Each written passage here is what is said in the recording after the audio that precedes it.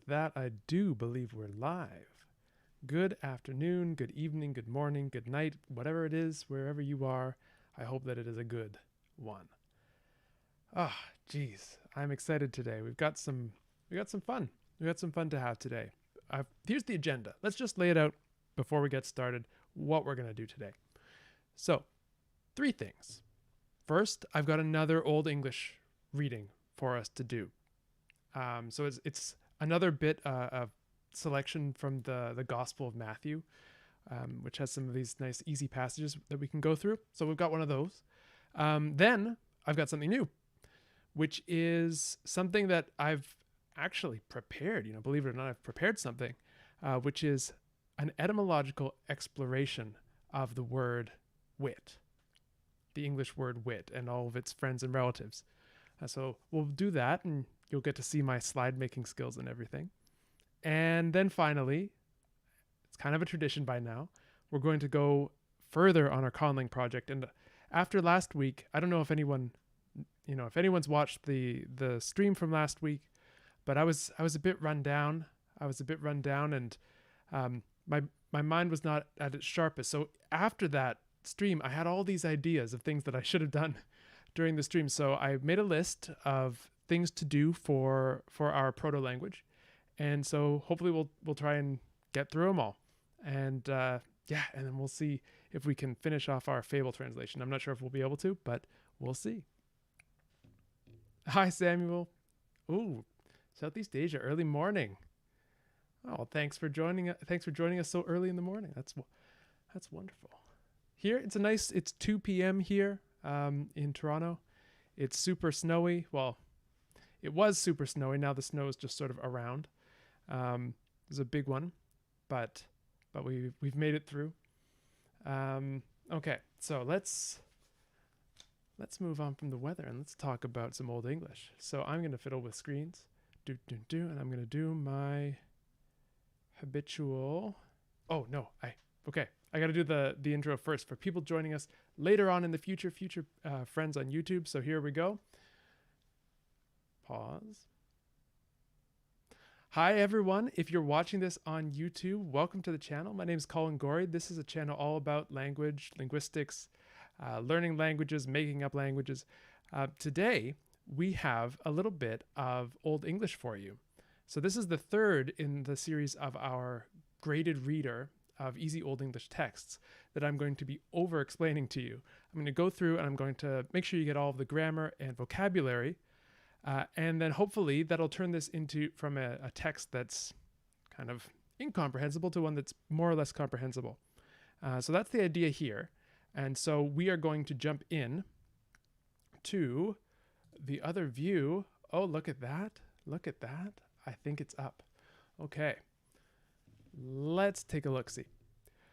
So we have here a reading from the Gospel of Matthew. The first 2 readings, if you haven't seen them yet, I would say go check them out first, because we have, if you're watching this in the future on YouTube, that is, go check them out first because we'll introduce some of the vocabulary in those earlier readings. But this one is also from the Gospel of Matthew. And here's how I think we should do this. I'm going to read it through first, then we'll dissect it, we'll go line by line, explain everything, and then I'll come back and read it, and hopefully you'll see the difference between the 2 readings. In the first reading, it may be, fairly thorny, hard to understand, and hopefully after we've gone through it all, and I'll give it, try and be suitably dramatic in my reading the second time around, hopefully you'll be able to get the meaning a bit more so at least. All right, so time for the reading. Sodlice ut eude se savere hised tu sawenne, and tha heseu, sumehi fellon with way, and fuglas kumon and aton tha, excuse me. Sodlice sume fellon on stanichte, thar hit navde michle erdan, and hradlice uppsprungon, for thom the hi navdon erdan dypan. Sodlice uppsprungen resunnan, hi adruedon and forshrunkon, for thom the hi navdon virtruman. Sodlice sume fellon on thornas, an tha thornas weokson, an forthrysmodon tha. Summe sodliche feulan on gode erdan, an seldan wastum. Sum 100 sum 60 sum 30. Okay. That this word here, this is a tongue twister for me. Forthrysmodon. All right. Have to do some workouts in front of the mirror for that one later. All right, so let's go through this line by line. So this is the parable of the sower, if you're familiar with that. And if you're not, you will be soon. All right, so the first line. Sodliche ut eode se sawere, his sad to sawenne. Sodliche we have seen before in the earlier readings, but if you haven't seen those videos yet, it's an adverb that can mean a lot of different things. Truly, indeed.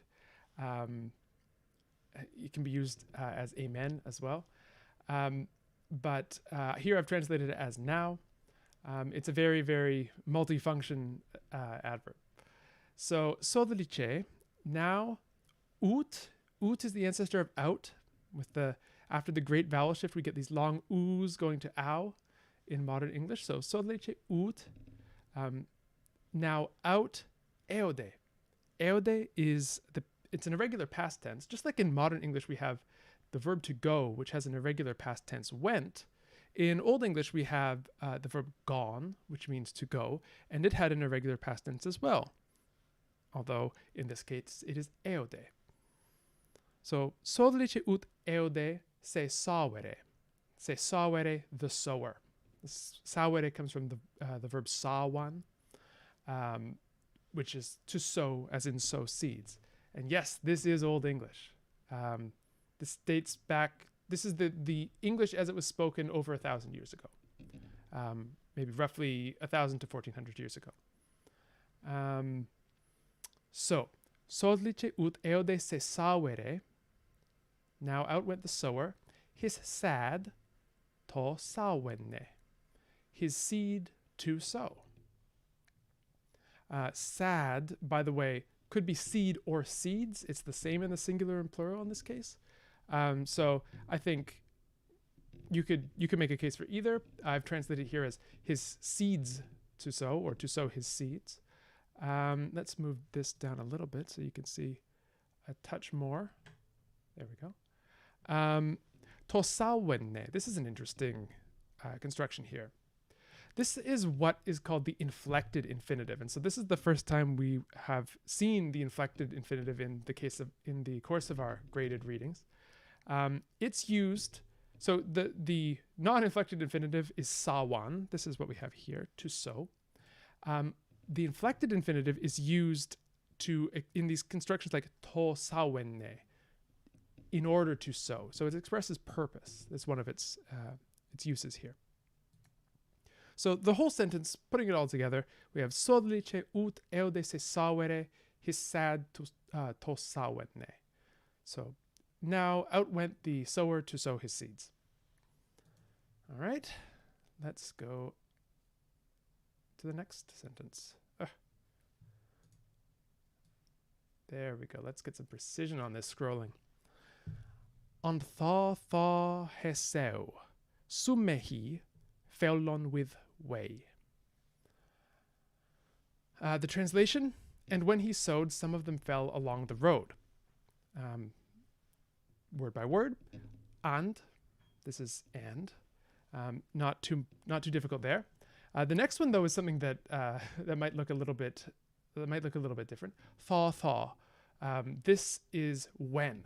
So and tha and when he seu, he sow, he sow, he sowed.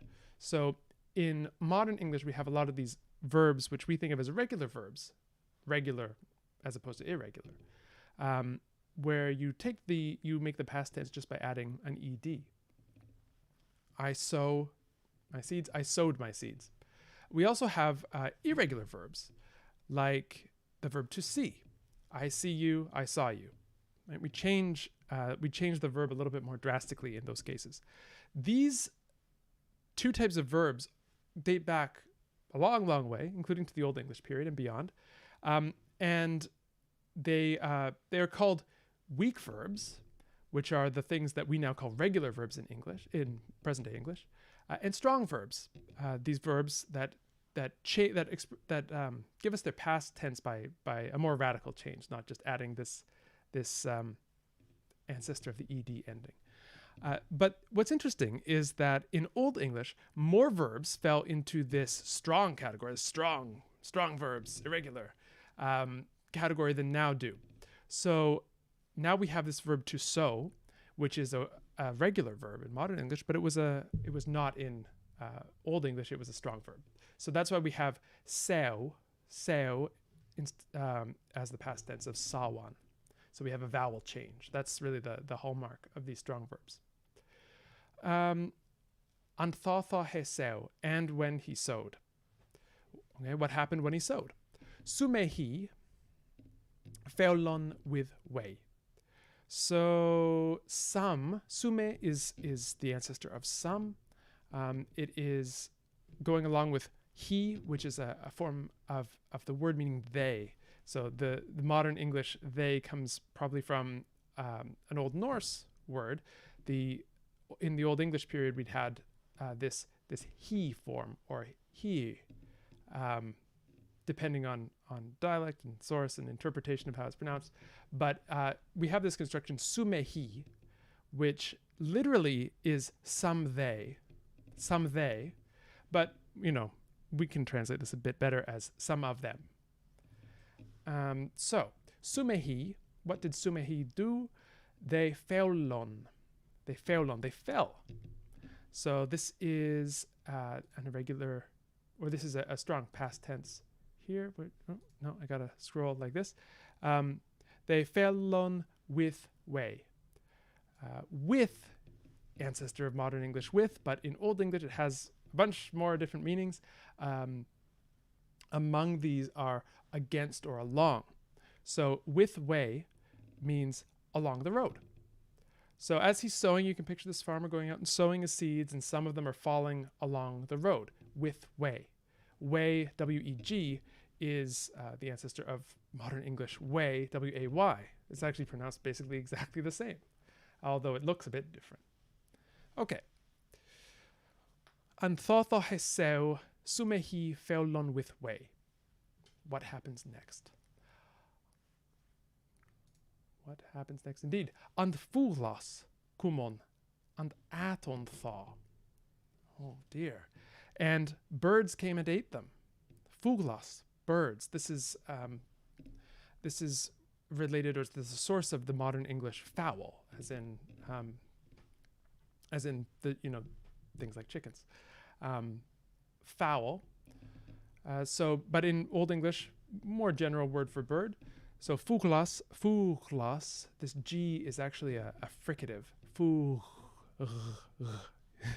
I don't know if it'll come through with the mic. Fuglas. Kumon.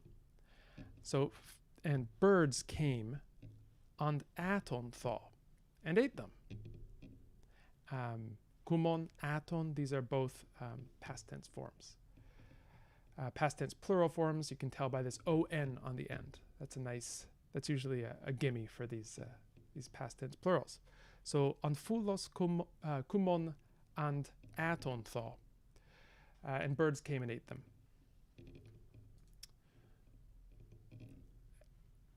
Oh, catching up on the chat here. Yeah, so you actually can hear an Old English conversation if you search on YouTube. Simon Roper has a great channel that he's got some videos like that. And yes, this is a cognate of Vogel in German. Vogel is the singular in Vogel in Old English, plural fuglas. Right. Okay, moving on. What's next? Sodliche summe feulon onstanichte, ther hitnavde mychle erdan. Now some fell on stony places where it did not have much earth. Let's see if I can fit more of this on the screen. Precision zoom. Yes, let's do it. Precision scroll, I guess would be the right word. Okay, Sodlice sume feulon. Okay, these are not new to us now. Indeed, or now, some fell on stanichte. Stanichte. This is a variant form of what you'll find in the dictionary as stanicht, which is here. By the way, when I say variant form, there wasn't necessarily a one standard form for all of these words, but I'm giving you the things that if you go up and look on Wiktionary, which by the way is a great resource for this kind of thing, this is the entry you'll find it under. Sometimes it's not always obvious. So, stanicht. Obviously related to the word ston, which is stone, which gives us stone in modern English. So it fell on stony what? On stony ones, on stony things, stony places. Sodlice sume fellon on stanichte. And then what about the stanichte?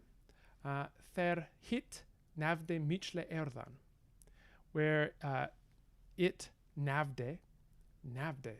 This is actually a word that's composed of two words. Ne havde, not had. So Old English has all of these great contracted forms where you get the negative marker and the verb going together into one. So navde, didn't have. Incidentally, there are other verbs that work like this. One is ne willan, not to want. So you have the verb nillan, to not want. And we actually have a little bit of survival of this in the English phrase, modern English phrase, willy-nilly, which comes from will ye nil ye, whether you want it or not. So that's cool. And maybe it will help you remember about this whole negative contraction thing. That's my kind of MO with bringing up all these sort of somewhat irrelevant side notes. It's like another link for these things to embed themselves in your web of memories. All right, so ne havde navde. Thar hit navde michle erdan, where it did not have michle erdan, much earth, where it did not have much earth. So michle and erdan, these are the ancestors of our words much earth. So that hopefully should be relatively straightforward. They're appearing in the accusative case. I don't really want you to worry too much about all these endings right now. My goal is that eventually with enough reading, you'll begin to get a sense of which endings appear where and why. I think it's not super fun to go study those charts. Oh, it might be fun for you. I don't know. I haven't known a lot of people who like it though. Yes, indeed. Okay, moving on. What happens next? And hradliche uppsprungon, forðam the hi navdon erdan dypan. Okay. And hradliche. Hradliche means promptly, immediately, at once, forthwith. And at once, uppsprungon, they sprang up. Springan, obviously the ancestor of spring, the verb to spring, but we can translate it as leap or burst forth. You can think of a plant as sort of bursting out of the ground, springing up. Forthamde, this is because we've seen this before. No, we haven't seen this before. This is the first time. Here it is, all written out nicely. Because. Forthamde hi navdon erdan dypan. Dypan. It's a long U. Okay, what's going on here? We need a little bit more on the screen, I think. Because he, the seeds, they, navdon, this is the plural form that we saw earlier as navde, So navdon erdan dypan. They did not have depth of earth. Yeah, so the earth wasn't deep there, so they sprang up right away. Very good. But what's going to happen next? We're going to have a twist. Sodliche uppsprungen re sunnan, hi adruedon and forsrunkon. And let's translate this as, then the sun having sprung up, they dried up and withered. So, oh no, not good. This is a really interesting construction here. And this is the first time we've seen this in our series so far. Sodliche, up. This is not the interesting part. We know this stuff already. Indeed, up, or then, up. Sprungen re sunnan. What is this sprungen re sunnan? This is what is called an absolute construction. And if you've taken Latin, you will have come across the ablative absolute. In Old English, we have the dative absolute. It's just a different case being used to mark it. What is an absolute construction? We have these in modern English too. You can say things like, that being said, or these things having been done, I will do whatever. The weather having changed, we went inside. So this X having Y, X having Y'd, this kind of construction is called an absolute construction. And in Old English, you mark it with usually a noun and a participle, and they're both put into the dative. So sprungen re sunnan is just such a construction. So sprungen here is the past participle of springen, which we've already seen. So the sun having sprung up. So the sun having risen. What happened? Hi adruedon and forsrunkon. All right, let's go a bit down. We can see the notes here. Adruedon, dried up. Forsrunkon, withered. So the sun having sprung up, they dried up and withered. Why did they dry up and wither? Oh, before I go on to that, here's another spot where the form you find in a text won't always be the form that you find in the dictionary, or at least the head word in the dictionary. So here's what you would look up. Adryan,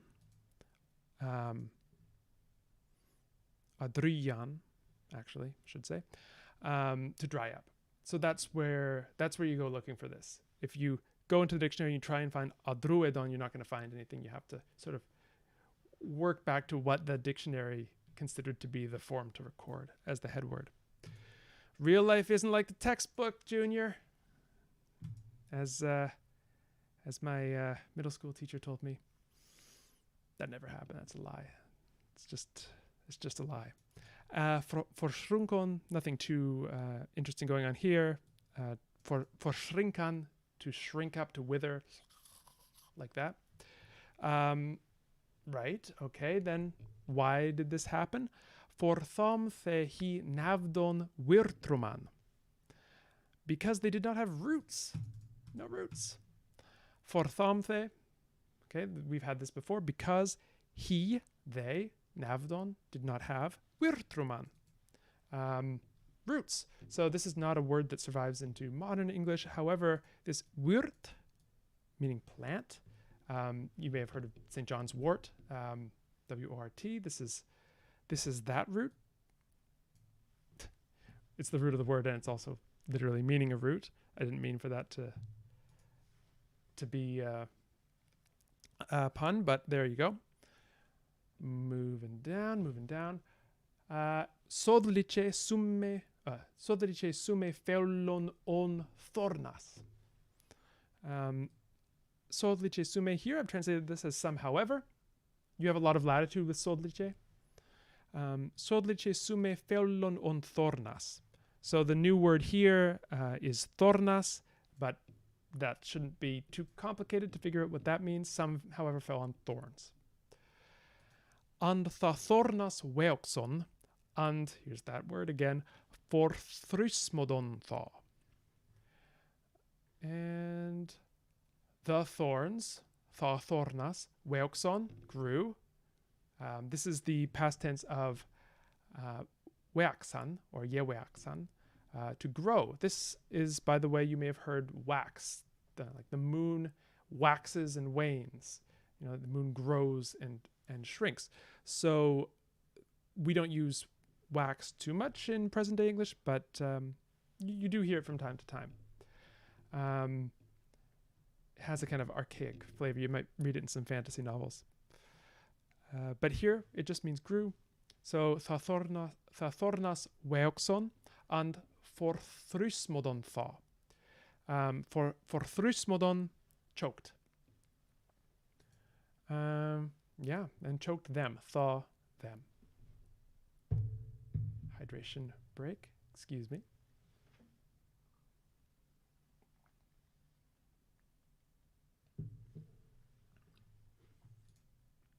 Okay. Sume sodlice fellon on gode earthan and seldan wastum. Some, however, fell onto good earth and gave fruit. There's some interesting things going on here. So sume sodlice fellon, old news, on gode earthan, on good earth. Onto good earth, actually. And seldon wastum, and gave fruit. So this is an interesting one. Seldon is the past form of sellan, and sellan is the same word ultimately that we have in modern English as sell. But at the time, sell, as in give something away in exchange for money, was not the primary meaning. The primary meaning was just to give, or even to betray, as in to sell out, to sell someone out. So when we say something seldon wastum, it gave fruit, it didn't sell fruit. So that's one where the meaning has become more specific in modern English. And wastum is fruit. And this is, again, something that does not survive, but it is related to this word waxan. And it's almost a shame that nothing survives, because it's kind of a cool word, wastum. I'm going to just go scroll a little bit up here to answer a question. I always look at the wrong screen. For thrysmodon, yeah. So there is this is morphologically complex. You have this for prefix, and actually this should say for thrysman, and thrysman. I'll have to edit that later. If I recall correctly, well, I don't want to say what the prefixless word is, because I don't remember. I don't want to promote things that I'm not very sure of on the internet. All right. So then let's finish this off, and we have one remaining sort of clause here. It's not really a clause. Sum hundfeldne, sum 60feldne, sum 30feldne. So this is essentially, how do I get this on the screen? So then they gave fruit. Some hundfeldne, some 100-fold, some 60feldne, some 60-fold, and some 30feldne, 30-fold. You can excuse lies. Okay. So that is the line-by-line breakdown. And let's go back up and see, when I read this again, now that we've gone through and spent time on each little bit, let's see if it actually, if it's unlocked for you. Hopefully it will be. So I'm going to zoom up. Wait, you can see the nice art first. I found all these artistic depictions of St. Matthew. Always nice, cool public domain stuff. All right, so let's go back to the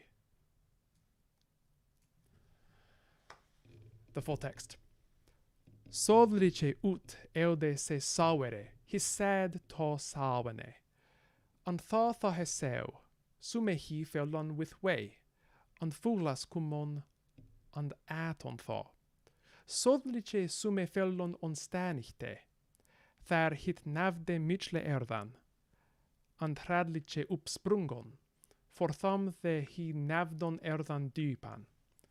Sodliche uppsprungen resunnan, hi adruedon and forsrunkon, for tham the hi navdon virtruman. Sodliche sume fellon on thornas, and tha thornas veoxon, and forthrysmodon tha. Sume sodliche fellon on gode erdan, and saldon wastum. Sum 100-faldne, sum 60-faldne, sum 30-faldne. What do you think? Any easier? Did you catch the meaning this time? Let me know. Let me know in the comments. Let me know in the chat, wherever you are. And then I think we will change gears. So I will thank all of you who are joining in on YouTube. If you've watched all the way this far, you clearly have dedication to Old English, and I would recommend that you subscribe because you'll see more of it if you do. And with that, let us return to the full screen webcam. And let me take another hydration break.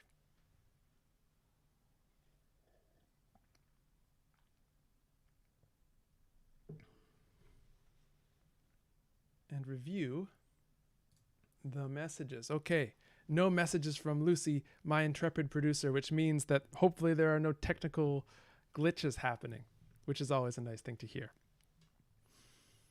All right, let me switch over my window, and we are about to go into the land of etymology. I'm going to bring my microphone even closer. Okay. I'm about to do the little intro segment bit. Welcome. If you are joining us on YouTube, I bid you a very fond welcome. This is a channel all about language and linguistics, and today we are going to be talking about etymology. English etymology, in fact. We're going to be looking at the etymology of a word, a whole family of words, actually, and it's all going to center around this word wit. So if I cannot provide any wit of my own, I can at least hopefully explain some etymological details about the word. And so with that, I am going to swap us over to, look at this, there are slides I prepared in advance. Imagine that. And I'm going to bring up everything I need in order to explain the history of wit. Right, okay. So wit is one of the few remnants of a word, of a family of words that was once widespread in English. And all of these words had to do with knowledge in some way. Most of these words have now been lost, but some do remain. Although sometimes the connections between them aren't always obvious, at least they weren't to me before I started looking into it. So let's take a little bit of a look at the family tree of the word wit. So the modern English word wit comes down to us from an old English word wit or yewit, meaning your senses or your, one's right mind, the mind or the intellect in general, or knowledge, understanding, and consciousness. So let's take a look.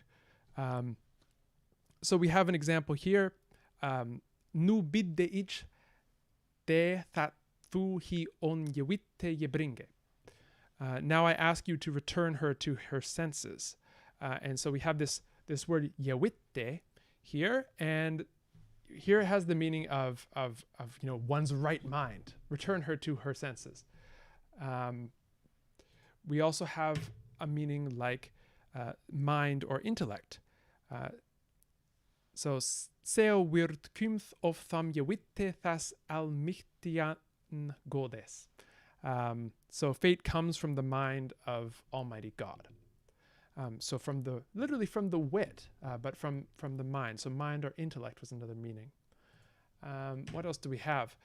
We have the meaning Yewit meaning consciousness. So we have a sentence here in Beowulf. Kuning yeweld his yewitte. So the king recovered his consciousness. And you can think of, we have this sort of use for wit in English. You can say, I have my wits about me. This is this kind of thing. The meaning of the word wit has narrowed significantly in modern English to what we know today. So let's look at a passage from Dickens. And I have to move myself over to here so that you can see everything. Okay. So, living by his wits, which means the abuse of every faculty that worthily employed raises man above the beasts. So, in the plural, it retains this meaning of your intellectual faculties. But when it goes into the singular, it becomes a quality of writing or speech that, we could say it surprises or delights by its novelty. So, here is a quotation from Alexander Pope. True wit is nature to advantage dressed, what oft was thought, but ne'er before expressed. So this is roughly what we have in modern English as the meaning of the word wit. But let's see some other paths that this family of words has taken. So from yewit, we have an adjective in Old English, witty, or yewitty, meaning wise, sane, or conscious. And you may recognize that this is the source of our modern English word witty. So here's an example of the Old English meaning. Heo tharichte werth yewitty. So she became sane at once. If we were to translate this literally, it would be something like she became witty at once.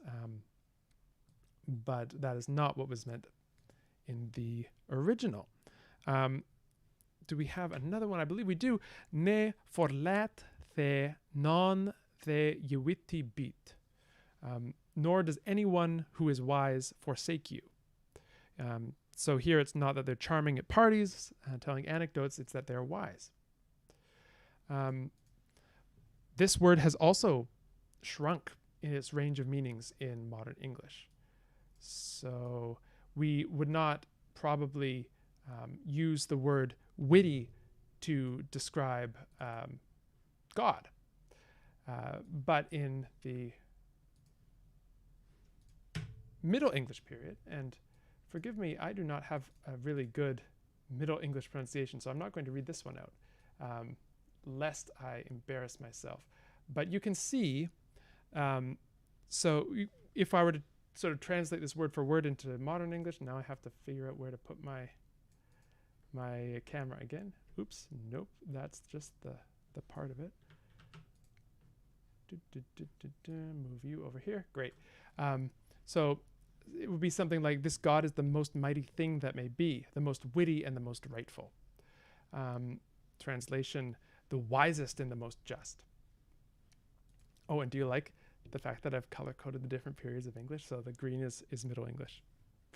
All right, so I think I need like 4 screens to see everything I need to see. Then we see that it shrinks in the modern English period.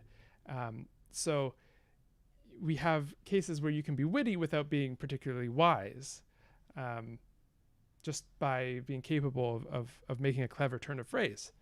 So here we have a quotation, satire is a witty and severe attack of mischievous habits or vices. The older meaning of witty, that is wise, actually carries on in the modern English word wise, which is also, of course, a member of this family. The Old English ancestor of wise is wijs. So here we have a quotation, and basically the meaning has been the same, has remained the same. Se kuning him cheose sumne wijsne man an glaune. May the king choose for himself some wise and prudent man. So that is a form of wijs. Wise also had a meaning skilled, or it could be used in the phrase wise of, skilled in. So here we have a Middle English example, where we have this word.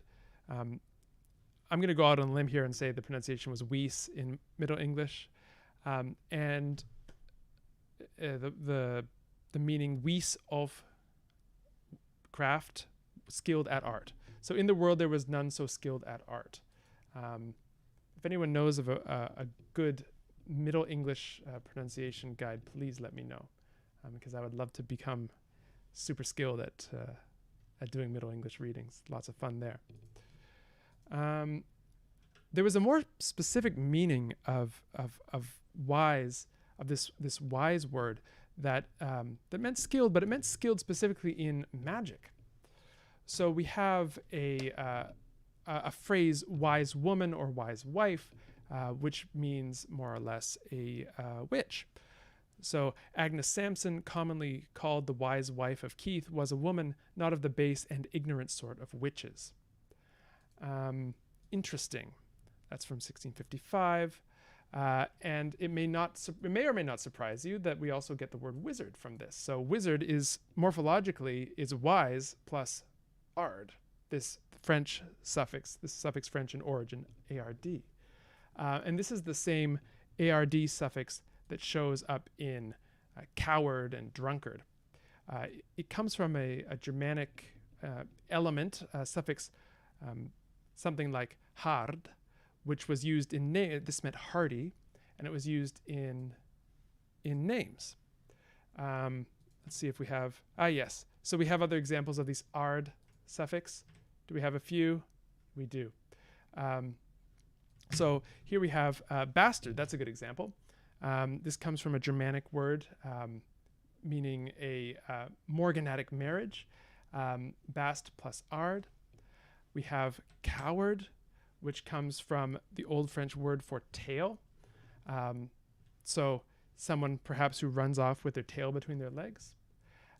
Interestingly, so this Germanic suffix gets borrowed into French and then gets borrowed back into a Germanic language, Middle English, where it's used to form kind of pejorative nouns.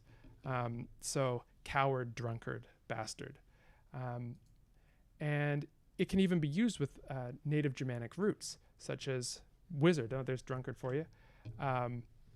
The origin of this suffix comes from the name something like, well, it'll be different in every Germanic language, but something like Reinhard. This is this is a name compound which means advice and hardy. So this is Renard, Renard, in the later French. All right, I don't want to get too sidetracked on this. Let's get back to wise things. Wizards, wizards, wizards.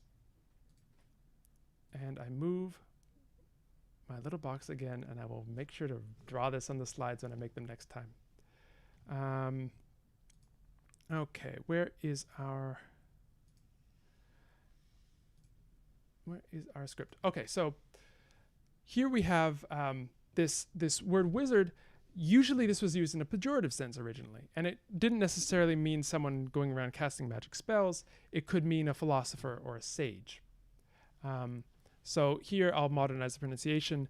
The Grecians have therein taken great pains, naming it first Sophia, and such as therein were skilled sophists or wizards.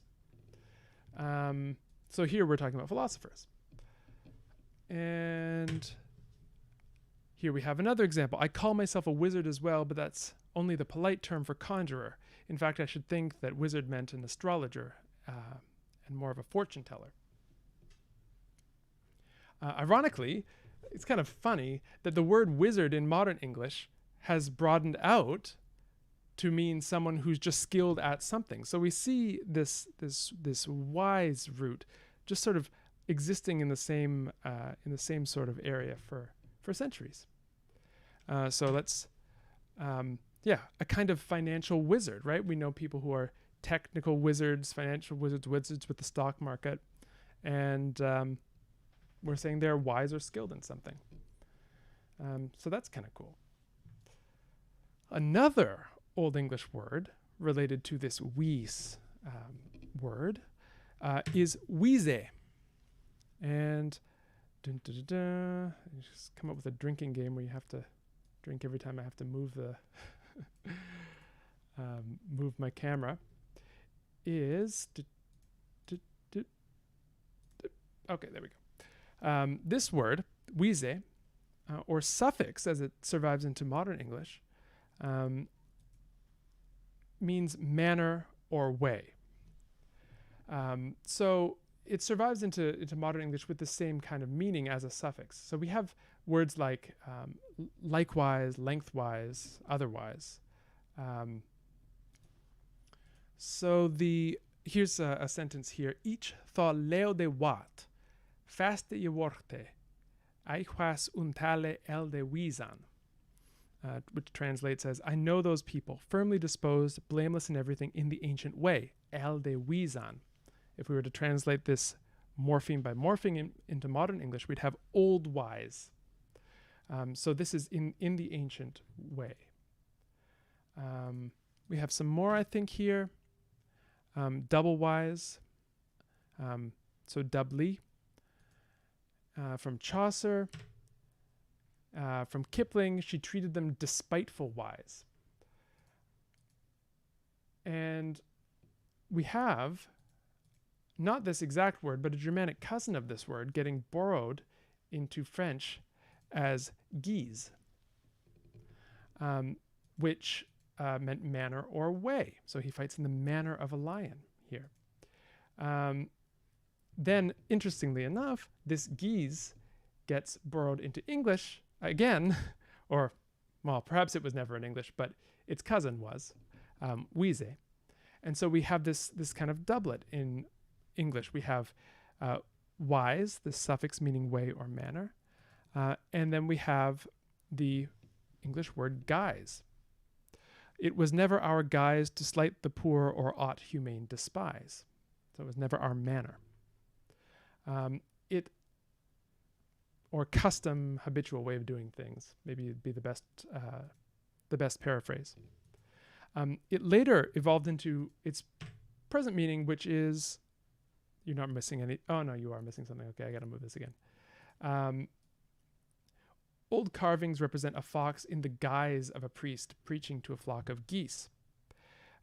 So here we have the meaning of outward appearance. So we go from manner or way into custom or habitual way of doing things into outward appearance. And so that's the path of guise.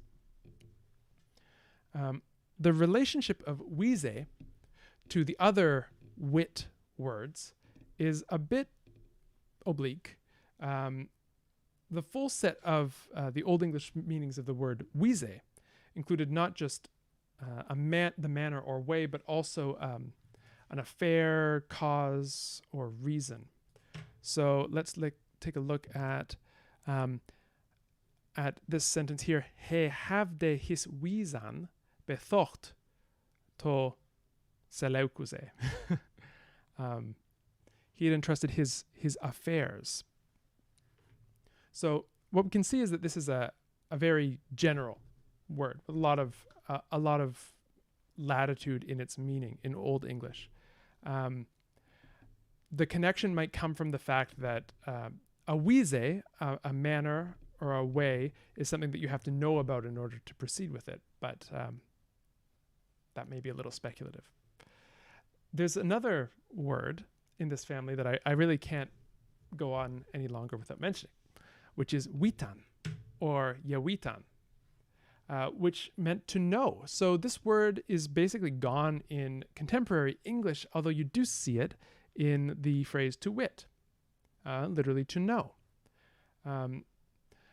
Accounting for what we frequently see, to wit, that dull fellows prove very good men of business. This verb, however, shows up a ton in earlier forms of English. And you can see it even in modern English in times where sort of an archaic flavor is needed. And this verb Oh, that should say witan, to know. So wost here, you do not know. And we see this is a very interesting word, because it's inflected in a kind of a way that's not super regular in modern English.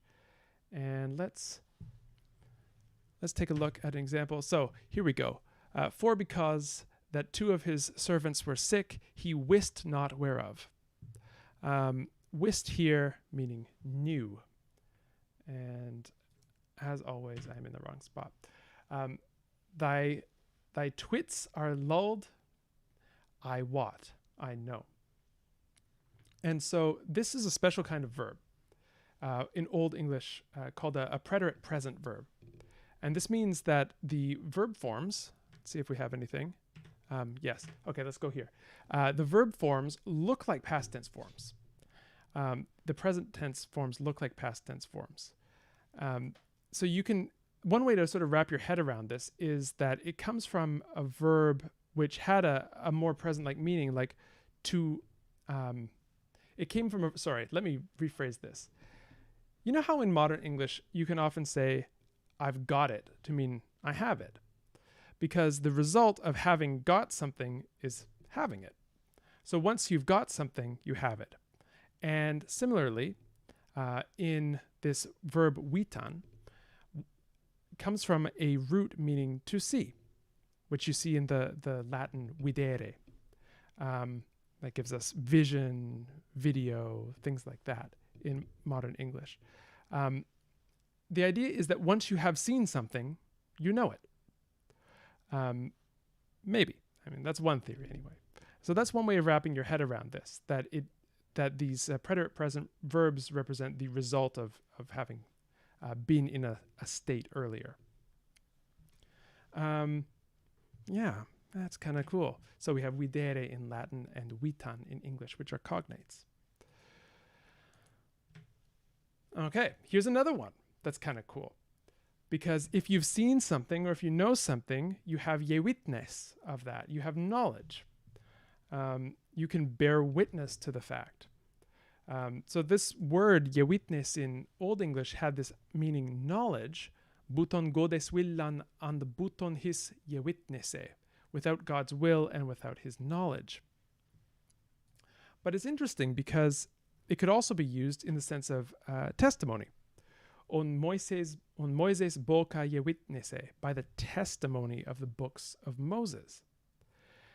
And if we look at the origin of the word, or we look at the development of the word testimonium in Latin, originally we have it meaning testimony, but we have it evolving into someone who gives testimony, a witness, like témoin in French. So this happens as well in Old English. So we have the use of ye witness, meaning a person who witnesses something. Winflad ye ladde hyre ye witnesse, that was Sierige archbishop, etc.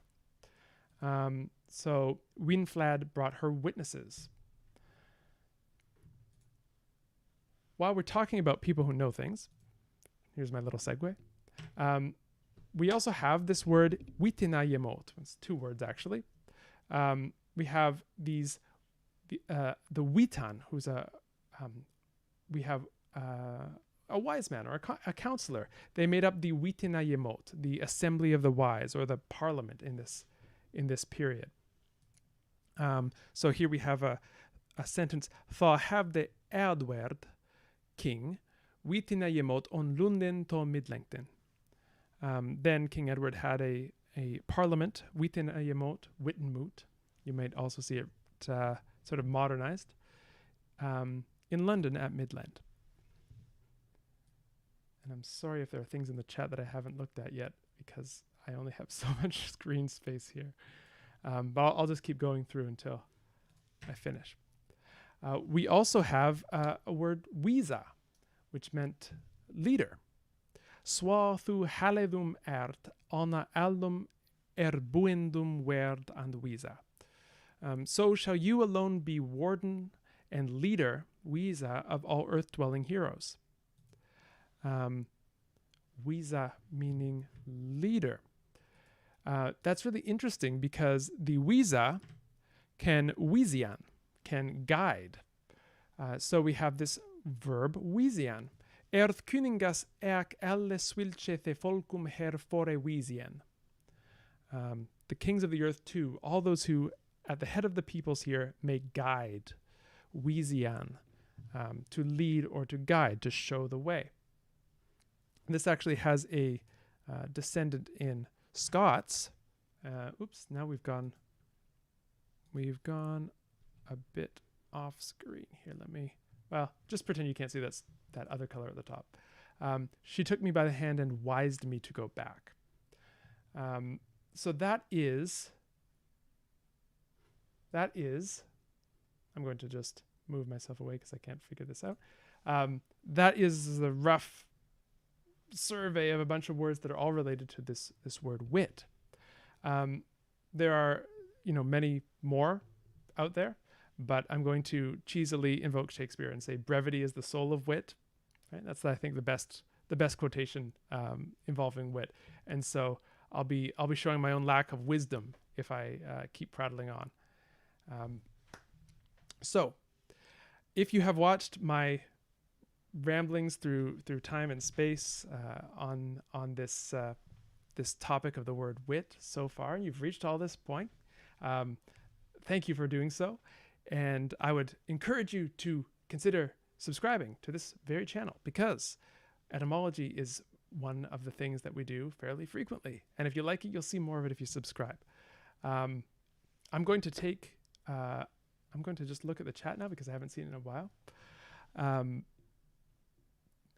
Samuel, yes.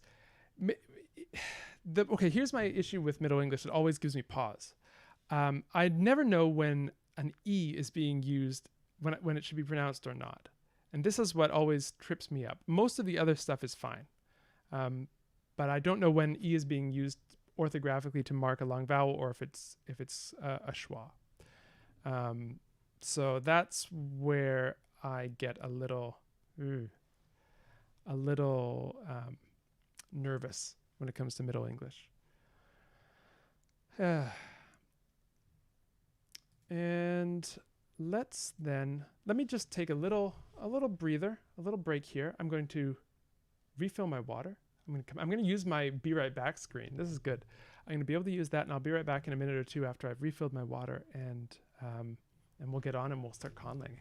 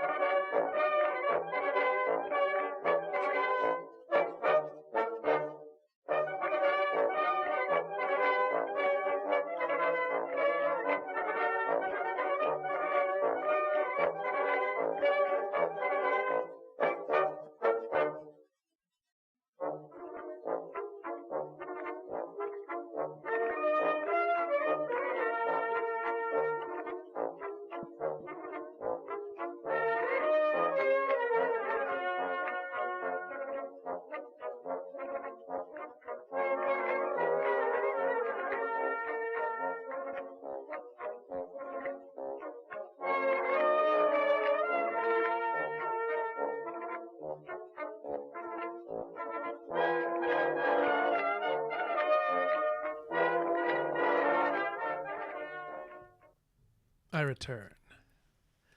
Okay. So, we've got most of the me talking at you parts out of the way now. We've cleared the decks. We are now ready to do some conlanging. All right. Let's do it. Let's go get some conlanging in. So, the segment begins. If you're joining us on YouTube, I bid you a very, very warm welcome. We are about to do some conlanging because conlanging is the kind of thing this channel does quite a lot. If you are the kind of person who enjoys conlanging, I would suggest you consider, if you have the free time, give it a subscribe. What could go wrong, right? You might see some live conlanging, which is exactly what we're about to do. We have been working on this conlang family, which we've called the Kal family, which comes from just the word for language in the first language that we devised. And we've worked backwards. We've created a proto-language, and we've created some other languages that descend from this proto-language, which are delightfully different. So today, what we're going to do is we're going to do some more work in the proto-language, which there have been some things that have been on my mind. So if you're watching this on YouTube, you haven't seen the language before as it's developed, I would say go back to the start of the playlist. We'll link the playlist for you. And just watch up to this point so you can see it all evolve. But if you want to just get started, that's also totally fine. You'll catch right on. So let's take a look and put this. Oh, there we go. Okay. So for those who have not seen this language yet, let's just go to our text. So this is the story of the raven and the swan, or as it is in etymological, the first language we made, Hoska Papayawi. And so this is a fun language. One of the things that I love about this language is that it has some very prominent uvulars, which make any a vowel next to them just pull back to a. So we have Hoska. Another cool thing about this language is it has intervocalic voicing of obstruents. So you have something like nanavia. We've written it in the orthography with F, but it's going to be pronounced as a V. So nanavia because it's between these two vowels. Or we have another word here. Oh, where is it? At the end here. Aviduch. Aviduch. Because it's an SOV language. And what else is cool about it? It has a little bit of vowel harmony. So if we have an E that comes after an U, then that's going to become an U. So instead of kuli, we have kuli. That's what's going on with this language. There's a proto-language though, and that's what we're going to be working on mostly today. So last time we started to reverse apply some sound changes, create the proto-language version of the same fable. So instead of Hoska Papayawi, we have Huasakwa Papayawi. But the problem that I noticed after we'd done a certain number of these lines of the fable is that everything was starting to get very long and very verbose, and I just started to get this feeling that we need to simplify and make this proto-language a little more distinct from the descendant language. And so here are the thoughts that I had later that night as I was pondering what happened. I would love to get rid of these really long words in protocol. So this is issue 1 on the agenda. If we look at protocol, we have words like sakwopeta, we have osasakwa, masaluko, a lot of very long words, and it just seems that, I don't know, but I'm just not feeling this hugely long words all the time, especially when we don't have, especially when these are supposedly roots. Why do we have these quadrisyllabic roots? That's what Or would that be tetrasyllabic? Anyway, 4-syllable roots. I would rather not. I would rather not have 4-syllable roots. I would rather maybe max it out at 3. And so how do we do that? How do we... Because remember, we are limited by what's in the descendant language. Where is it? Here it is. So we have to get skupta. And given the sound changes that we've made, the way to get skupta, or at least one way, is to have sequopita. Sequopita. So what I thought was, what we can do is take these long words that are these words that look like they come from long words and turn them into compounds. So instead of having sequopita, which is coal, maybe we have a compound like sequopata. And maybe this is a sort of a synonymous compound. So these are 2 words that mean coal. Or maybe it's black stone. Or maybe it, I'm not sure exactly what it'll be. But I'd like to take all of these super long roots and break them up and make it so that that'll have the effect of making the proto-language look a lot different than than etymological. So that's what I'm thinking, number 1, we should do. So let's do that. And let's go through and mark off some words that need to be cut down to size. So first we have sequopita. That one I'd like to either... maybe break there at sequo and pata. Let's also take this masaluko. Let's break that up as well. Here I'd like... Okay, let's just mark them without saying how we're going to deal with them, because I'd like to maybe deal with them each in different ways. Osasequa. What else? Nakwalapu. So anything with 4 syllables, I think we're going to have to cut down to size. Especially if we have a long vowel in here. I'll talk about that in a second. Masaluko. What's this? Okapina. Like the idea that we have this word meaning so that's 4 syllables, it seems a bit, I don't know. Satanasi. That's another one. I'm just putting brackets around the ones that we're going to change. Anatokwa. And... what else do we have here? Tonelaqua.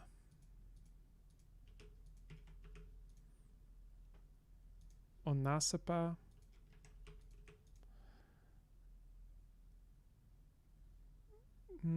Wanasuma. Okay, so you get the point. Maybe I don't need to go all the way down. Sakasaka. Although that presents a rather obvious solution. We have some reduplication there. Okay, so those are the ones we're going to work with first. I think that we may have a little help. These long vowels are only present in this proto-language currently where we needed the stress so that we could attract the stress to them so that we'd get different outcomes in etymological. So I'll show you what I mean. We want it schwa to delete when it's unstressed, and we want it to turn into e when it's stressed. And so we have, let's just go back to the comparative lexicon. So we would have antepenultimate stress normally. That tends to be how the proto-language operated, except if we have a penultimate heavy syllable, then we have stress attracted to that. What does all that mean in layman's terms? We would have a word like alupa. So antepenultimate, not the ultimate, not the penultimate, but the antepenultimate. So third last. Alupa. Anakwo. But the thing is, we have in etymological antok. If we had anatokwa, we would actually have anituk or aniduk. But we don't. So we have to find some way of preventing that from happening. The solution that I chose at the time was to just introduce these long vowels in the proto-language, and then that would allow us to have these two outcomes. But I kind of don't like it because it's the only place that I have put in long vowels. So what I would like to do is still have this be true, that long vowels attract stress, but in the proto-language, there are no long vowels underlyingly. What happens is in certain compounds, when you have vowels and vowels coming together, they coalesce to resolve that hiatus, and you get a long vowel, which then in the descendant languages gets treated as just a long vowel that then they go on their own way with that. But there are no underlying long vowels in the proto-language. Samuel, fire rock, black rock, yes, either of those things will work. We'll use that. So the way that I'm going to kind of solve both of these problems at once is that we need to break up these long words. So we're thinking they may be compounds. We have a ready-made way of telling where there used to be a morpheme boundary, which is these long vowels. So let's use these two things together, and let's simplify or change the proto-language a bit. So let's start. So afitoque, because I feel as if we should have a more SOV-like proto-language and a less SOV-like modern language. What does that mean? I would like these sort of prototypical SOV qualities of case marking and lots of suffixes on the verbs to come out in the proto-language. And then less so in the modern language, etymological, which I'd like to be kind of an SOV language that's on its way to SVO. So it is starting to lose some of the features that are more prototypically SOV. SOV, subject, object, verb. SVO, subject, verb, object. If that is new terminology to you, I would suggest going back and watching some of the earlier clips in this series. But basically, if you have a sentence, I'll just give you if you're watching live, that doesn't help you much, right? So SVO, subject, verb, object, you have a sentence like in English, I ate cake. I'm the subject, ate is the verb, cake is the object. And in an SOV language, you would say something equivalent to I cake ate, where you put the object before the verb and the verb is at the end. Okay, so that's the big picture kind of idea. So how does this connect to afitoque? Well, it would be kind of cool if we had sort of like in Korean, where you have certain endings on a verb that encode things that we would think of as conjunctions, like because. And so maybe toque is just such a thing. And so afi could be a verb root meaning to be thus.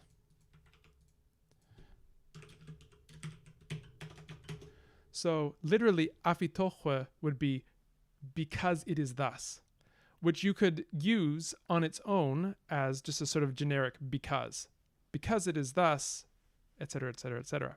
So in the descendant languages, afitoque, the whole form gets used as because, but in the proto-language, you would just use this toque suffix. And then, so we don't need actually to have any descendants of this verb itself. We would just say that it comes from afi to be thus plus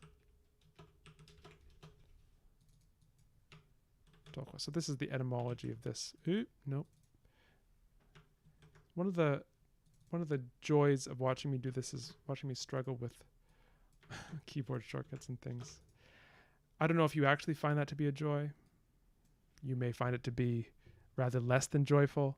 but I hope it brings you some joy. There's always some pleasure in watching someone else having technical difficulties rather than yourself. Maybe not for you. Maybe not for you. If that's true, then thank you. Okay, so tohwe, because, which gives us this avidoch, to be thus, plus this tohwe suffix. So is there any way in which we can use this to change our translation? I believe there is. So we have afitohwe here, which actually we do not need anymore because we have a verb do here, yeah. So we are going to just change this into yatohwe. Tnafia masafa ufo masaluko yatohwe. Okay, that's the first thing. Do we have any other afitohwes in here? Let's just look. Because. Nope, okay. Moving on.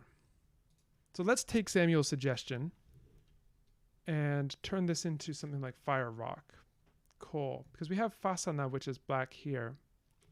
Maybe we could let's use sequo as fire and pata as rock.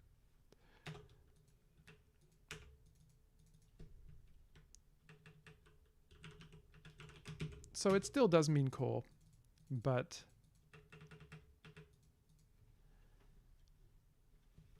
it is etymologically fire, rock. And then we are going to go back to our comparative lexicon, go all the way down to sequopata, and we need to put in a new entry for fire.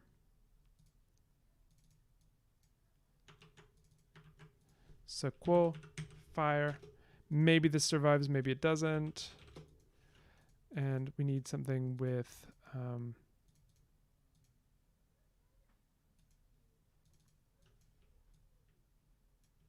pata, rock.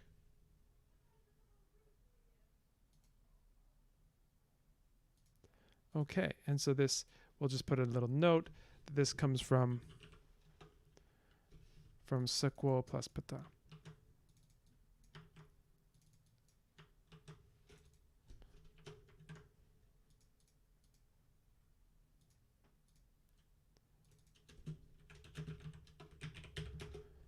Okay, because this is primarily a sort of a lexicon of the proto-language.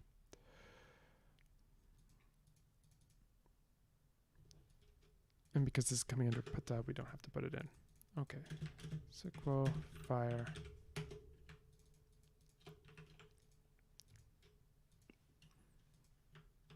And we can even put that. Well, we've already done it. Okay. Whether we keep rock here on its own, I don't know. I don't know. We may, we may not. Okay, what's next? Let's look at the proto-text again. Masaluko. Okay. Okay, so this we're going to want to break up. So masaluko. So let's go back to our comparative lexicon. Masaluko. So we need interesting. So we have something here that we can use. Did we plan this? We may have planned this. Masafa is sun. Masaluko is bright or white. So maybe we have a verb root masa, which means to be bright. And then we have this masafa, which is like a nominalization on bright plus some sort of nominalization. We can use that fa suffix elsewhere. And then we have masaluko. Maybe luke. But we need this to come from something like masalu uko or something, or uko. Masala uko. So maybe we have just some sort of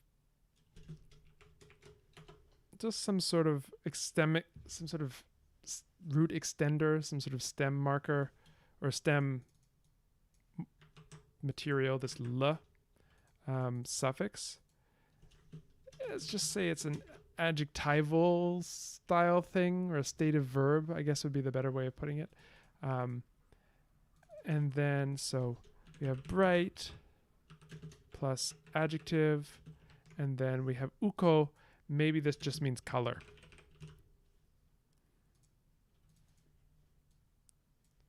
So we have,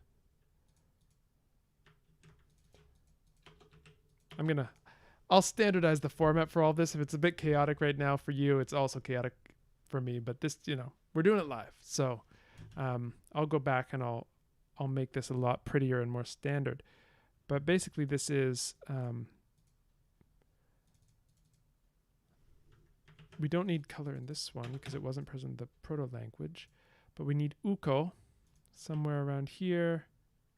Well, I'll just put it in here and then we'll do a sort. So that'll work. Uko color. And we don't know if it survived. And we don't know if pata has survived on its own either. I'll just put that in here.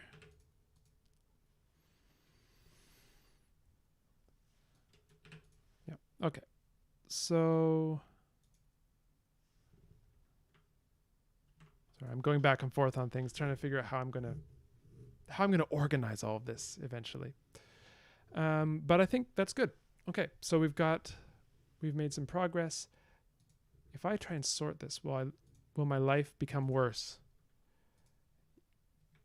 Yes, because I've made all these sort of remarks over here. Let's move these to a new tab. I don't know why. I always call this detritus. The tab, you can't see the name of it, but I call the tab detritus. If that is interesting information to anyone, I sincerely doubt that it is. Let's make sure I don't have it. Yes, so I have more notes here. Don't mind me. This is your time where you can go get your bathroom break while I clean this up.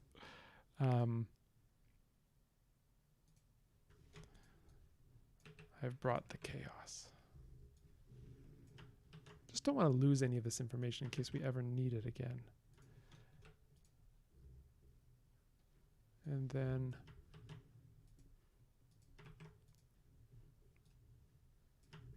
these things go together.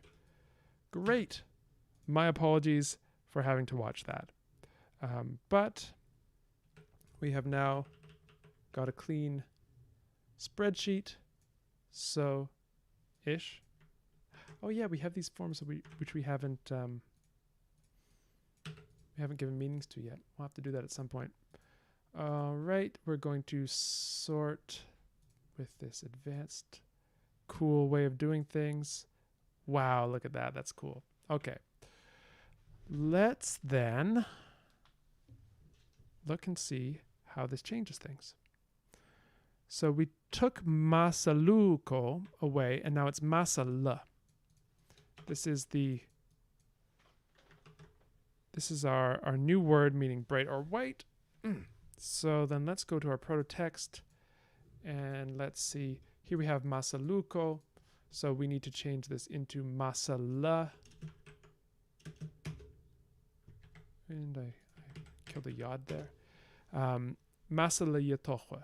So we've gone from masaluko afitohwe to masala. Sorry, we've gone from masaluko ya afitohwe to masala yatohwe, which I feel is, I just like it a lot better. Let's align our glosses a bit.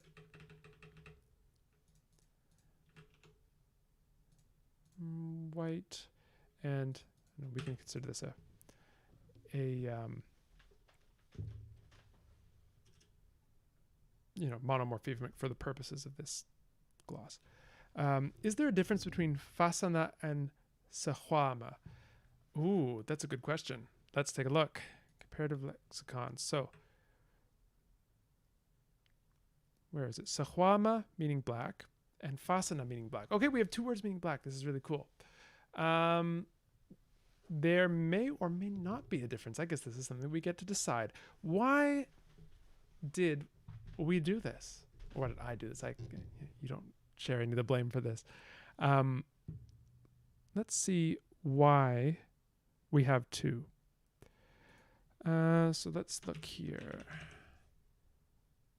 Sahwama and fasana. Yeah, we just have two roots meaning black. Maybe we just have two roots meaning black. Maybe they have slightly different connotations. Maybe one comes from somewhere. Sahwama looks morphologically complex because it has that that long vowel in it. So maybe we can take advantage of that to come up with a difference. So maybe it's not technically black, or it means black, but it etymologically meant something else. So let's take a look and see what we can do. So go back to the comparative lexicon. Sahwama. So this is going to be something like sahwama.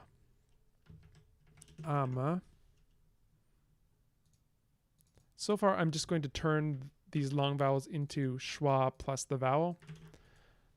I don't know. Maybe that is a good idea. Maybe it's not. But sahwama. And what is ama?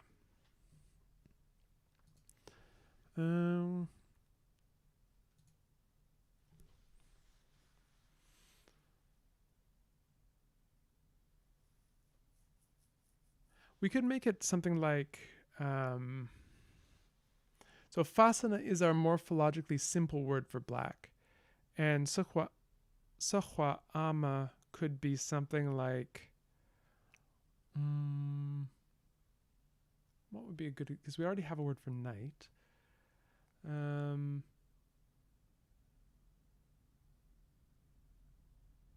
Maybe this could mean dark. So something like shadow. Sahwa could be shadow. And ama could be ama could be another adjectival forming thing, or I'm not sure. So maybe we can make an attempt. See, as you do more, your degrees of freedom narrow. You have to be consistent with all the decisions you've made before. So let's say shadow. And this comes from shadow plus something. And we can keep this in the proto-language as is. Maybe this is something like shadow and something else that is black. So the compound is formed by giving two examples of the quality it's trying to convey. What would that be? What is black that's found in nature, other than coal, which we already have a word for? Ink could be like squid ink. Maybe that's what it is. Maybe ama is ink.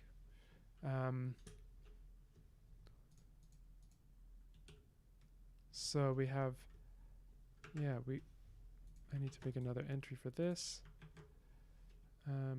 Oops, sorry. Ink, ama, because we know these people live by the coast, or at least some of them live by the coast.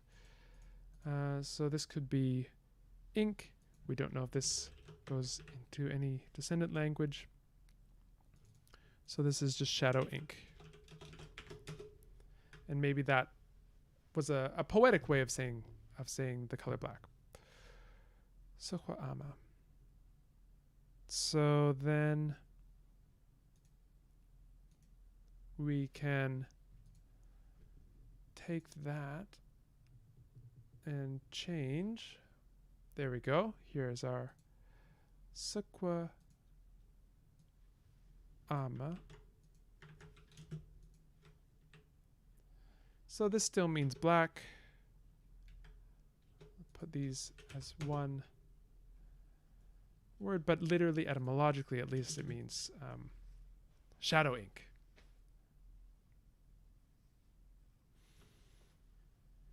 We might need to redo the lexicon of modern language.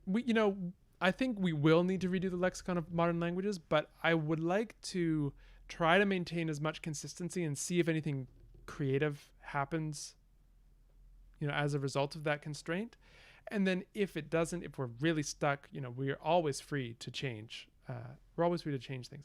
But I sometimes like having to work with one hand tied behind my back, because it generates things that wouldn't come up otherwise.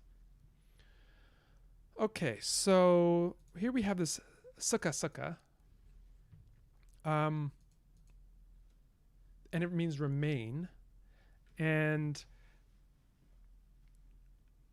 I kind of like just having suka mean remain. And suka is some sort of a durative reduplication, meaning, remain for a long time. And then maybe in the descendant languages, because remaining often happens for a long time, they just take the reduplicated form as remain. So let's see. We have this durative reduplication. Suka. It's not quite exactly the same as it. It's suka. Suka seka. Oh, look. Suka seka.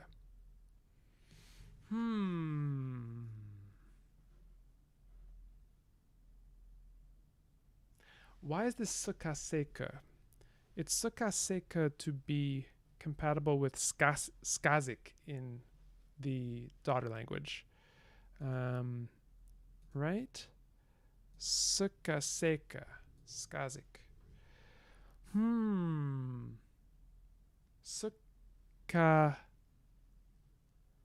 Suka seka. I don't want to give this up because I really like it, but I also want it. Okay, let's say it's a sort of reduplication. It's not like, oh goodness, I'm lost. So let's say seka is remain, and then we have this coming from suka seka.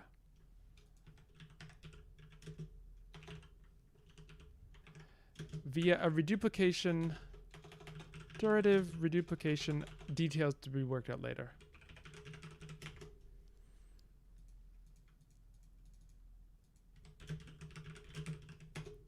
TBD. Okay. Seka. Yeah, it could be an irregular sound change. That's something that we can always sort of fall back on. Maybe there's dialect mixing. Maybe there's some frequency effect. Not sure.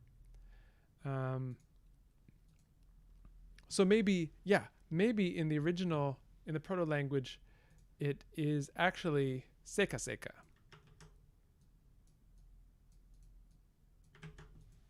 And it's just totally regular total reduplication, which is something you would expect for this kind of meaning.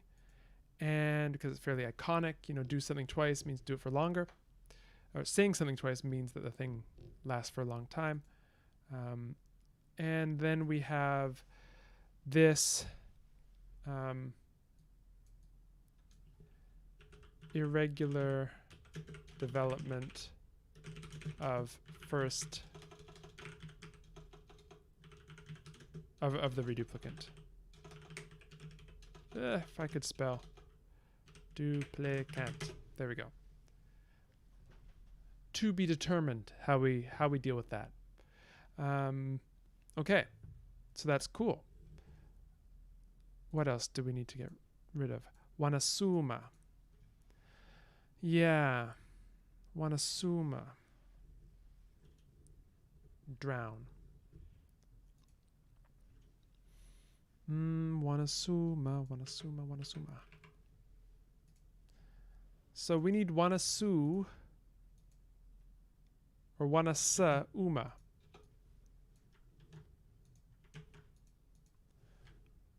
And let's see, do we have, no, we had ama here. Wana sa uma. So then what we can do is we can say, maybe uma is just die. So we have wanasa, drown, uma, die.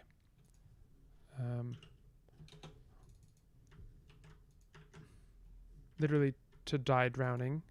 It's sort of grim stuff. But nevertheless,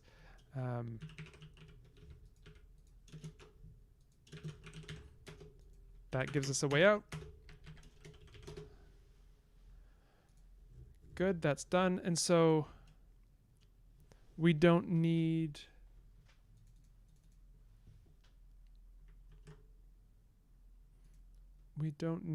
this uma in the proto-language. So wanasa. Oh yeah, okay, yeah. Let's use that. So Samuel just mentioned, what if we had wanasa meaning to sink or fall, and uma meaning to die? So there, let's use that. I like that idea. Really like that idea. Wanasa uma. And so fall or sink, die. So wanasa, maybe we could have it mean specifically fall in water or be submerged.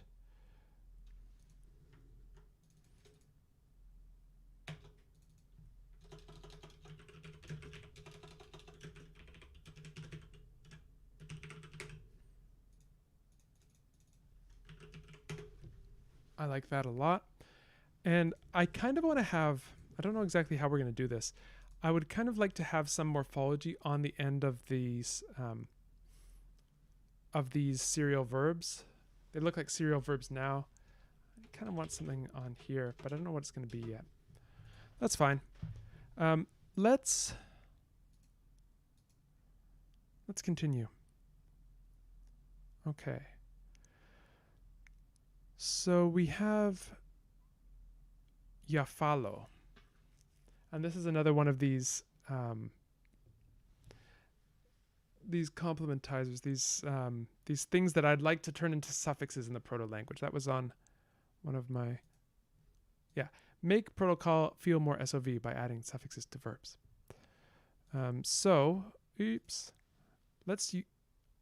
Why can I never remember where I was? This is a real problem. Okay, so let's take this yafalo and turn this into something that that works as a suffix on the verb, like uma.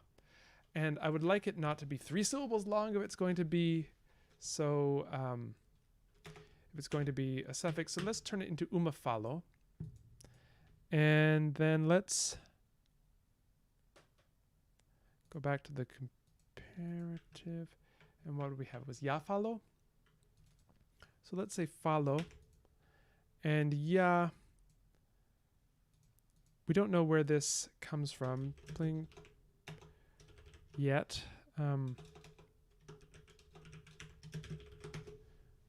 But we'll come up with it later. The important thing is to turn this into a suffix, although. So, prototexts, umafalo. Pahuino lo mulakwa wanasa umafalo. We also have this lakwa, which is this reflexive pronoun which detransitivizes verbs. In Ustamiakal, the descendant is lak. I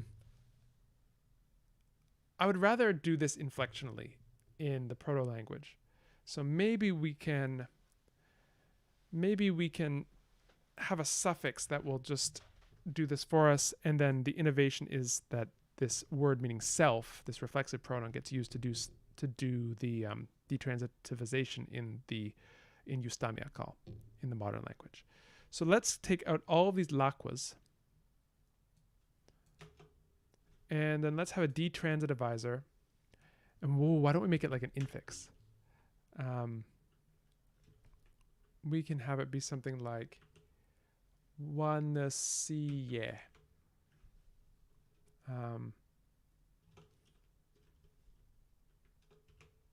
Yeah, let's have it be, I don't know, is that the, I forget how to gloss infixes because I never see them in languages that I work on. Let's just assume it's that. So sync,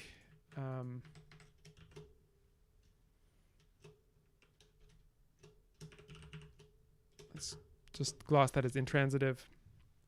And then basically we can do the same thing. Sefa would be sefiya. And we get rid of l'aqua. No reflexive. Any more reflexives in here? There's here one, grow. Sonafe. So sonafiye is what we need. Sonafiye.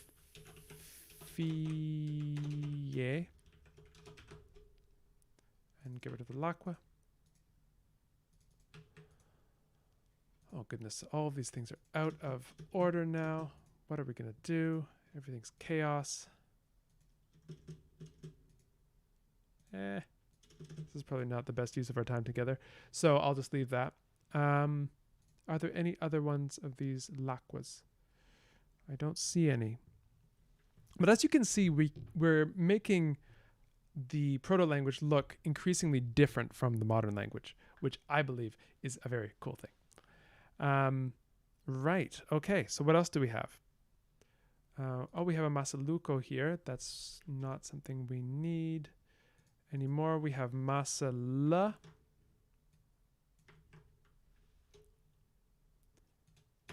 And here we have this masalalafu, to turn white or to become white. So this has the same polysemy in protocol as English has.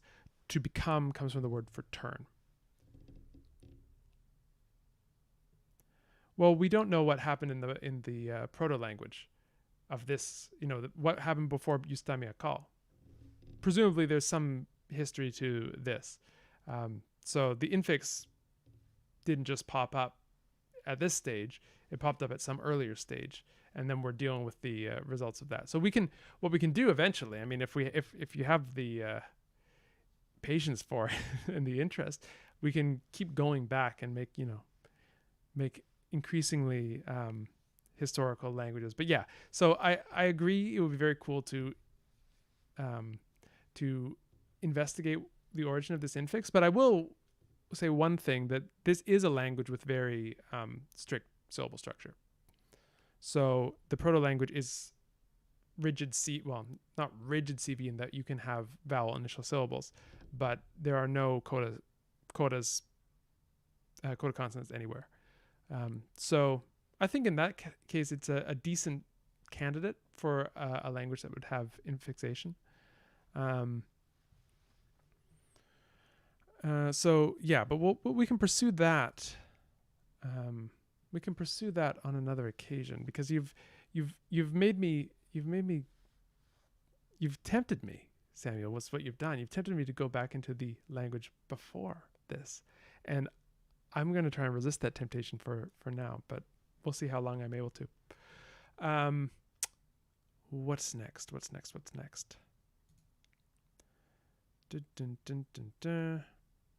We have so many words that we have to work on, and we only have 10 minutes left. I'm bad at resisting temptation, so don't bet on me being able to do so for long. Okay, let's break out some more of these words, because I think we're uncovering some really cool stuff here. Osasekwa. This is idea, and I do not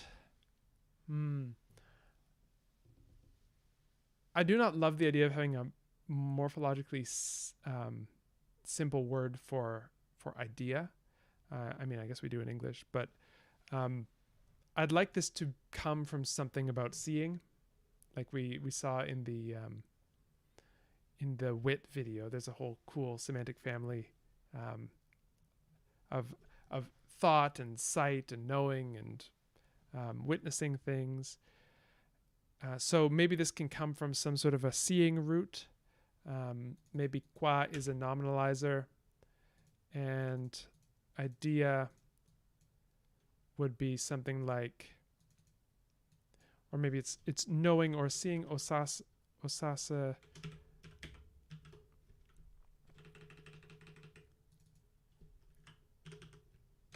So a seeing, osase qua, maybe. I don't know. We could do that.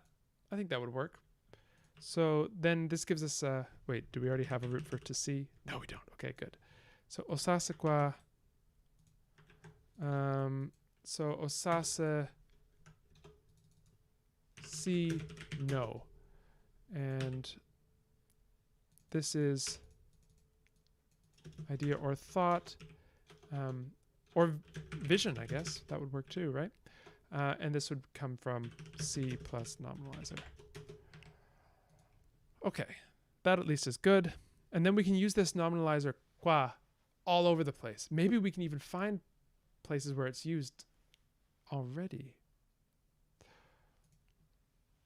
Oh, okay. I'm getting, yeah, I'm starting to see things. I'm starting to see things. Do we have any quas? We have the raven as a qua. I don't really want that to become a nominalized. We have a marsh here.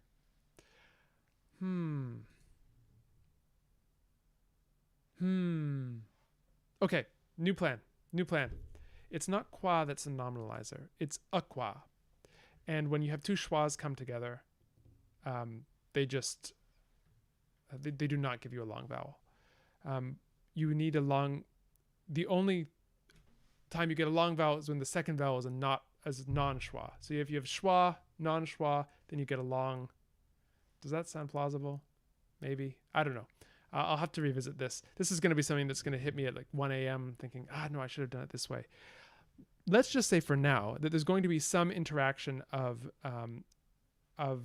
vowel quality that happens to give different outcomes when two vowels meet in a morphologically complicated word.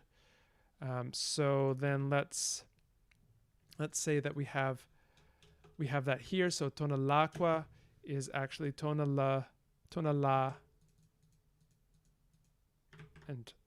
or tona la aqua, maybe.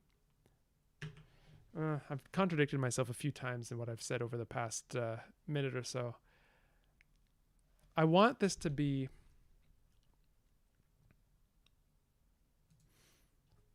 tona la aqua, and this would become tona laqua. And maybe a marsh could be some place that's, I don't know if anyone's an ecologist, correct me on this, but I think of a marsh as maybe some place with water that's stagnant. Is that true? Is that false? I'm not sure. So in that case, maybe tonala is something like to stay still, stagnate, and tonala aqua is a nominalized form of that. So this is a marsh. Maybe a marsh has running water and a swamp has, or a bog has. I don't know. There's some nuances here that I'm not aware of. I remember hearing them at one point when I was a kid. I think my dad told me. He's like, son, he put me on his knee and said, I always want you to remember the difference between a swamp, a marsh, a fen, and a bog. And I guess that didn't come true. Sorry, Dad. So, tona la aqua, we have this thing that comes from stagnate plus nominalization, and this gives us swamp, or marsh, or whatever. So, tona la aqua. And then let's go back to our other nominalized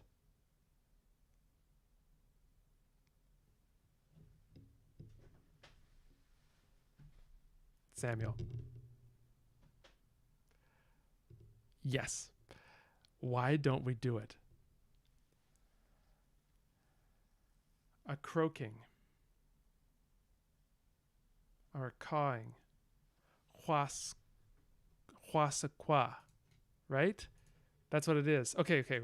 Let me just update the morpheme here. It's aqua. Get over here. And then huas aqua. We don't even have to do anything.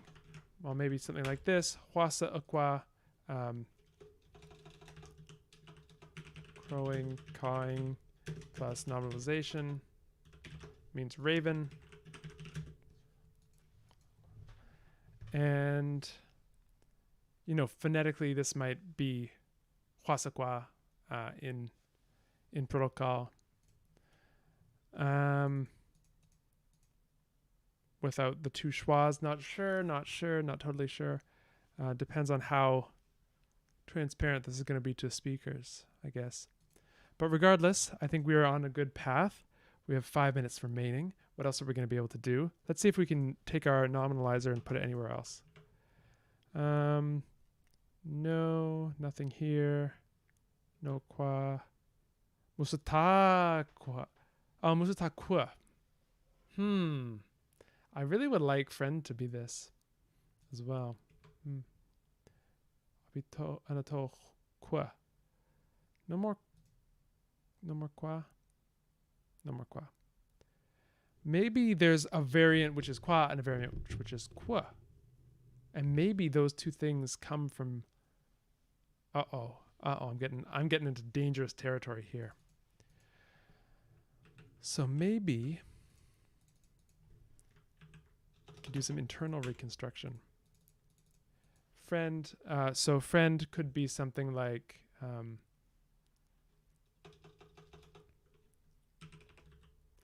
maybe good or friendly. Good, kind, plus nominalization.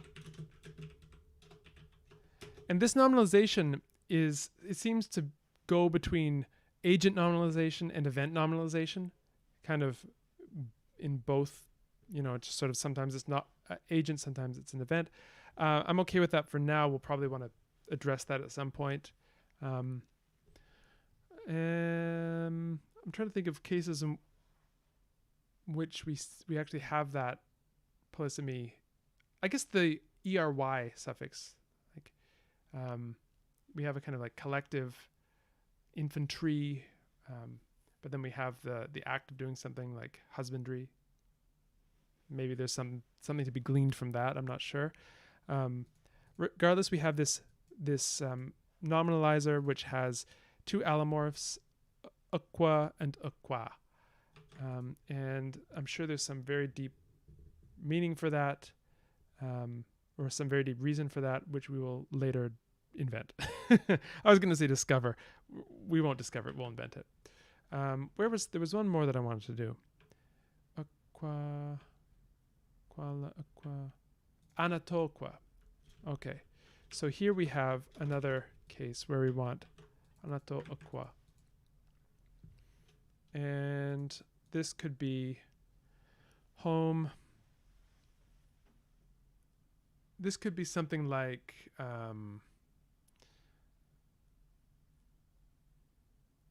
enclosing, right? A home is an enclosure. Enclose plus normalization, home. Great. Anatoqua. So then I have to go through and do all the consequences of these things, which we have this verb anato, which means to enclose. We'll have other things like this as well. Musata, which is to be friendly, good, kind. So this just means friend. Yeah, this is exactly it. So we have huasa, which means cry out, crow, caw. Yeah. Wow. This is productive. Oh, I am happy. I am very happy. We are making this into a pretty cool language, and let's see how far we got on our planning thing. So we got part of the way through one. So this is just a public service announcement to all you kids out there who are considering a career in conlanging. Well, maybe career is a stretch, but considering taking up conlanging as a hobby, this is a time-consuming hobby. This is not something that you can just sort of sit down and do for 15 minutes and then say, well, that was fun. You're going to be spending a lot of time doing it. So make sure you plan for that in your life plan, kids. It's very important. Okay, so we got partway through 1. We got partway through 4. We got partway through 6. Getting rid of the long vowels in protocol. So that's good. And we've started on this process of having no standalone and so in protocol by suffixing things to a verb meaning to be thus. So I'll give us 2 stars. But I want to just thank everyone for tuning in today. I'm gonna stop this. I'll say a goodbye to our friends from the future on YouTube. If you've watched this and you've enjoyed it so far, I would first of all like to thank you for joining us. And second of all, I would like to say subscribe and actually you could even go so far as to hit the notification bell, because we do stream every week. And you'd like to know perhaps when that happens. So you can come in and join in and give suggestions as well. And you know, we can all sort of share in creating these languages. So thank you very much. I will now say thanks to our live audience. This has been a really, really fun one. I've been very, very pleased that we were able to spend a couple of hours together today. And I would say tune in again next week. There is a little special thing that I've promised in my newsletter, which is that when we reach 200 subscribers on this YouTube channel, I will do a little mini Conlang challenge, which is to take Tokipona. If any of you are familiar with that Conlang, it's a very minimalistic Conlang which has very, very few roots. And I will do a live relexification. So we're going to be using more or less the same grammar, but changing the shapes of all of the roots, and we're going to be making it look extremely different and extremely un-Tokipona, and I think it will be a lot of fun. I don't want to spoil too much about it. Let it be an incentive to all of you people out there on the internet to come and subscribe and get us to 200 so we can do that as soon as possible, maybe even by next week. So thank you all so very much. Thank you, Samuel, for all your suggestions, and everyone else, and Anthony for bringing up the point about Fasana and Sahwama. That was very helpful, and this has been great. I will see you all next week.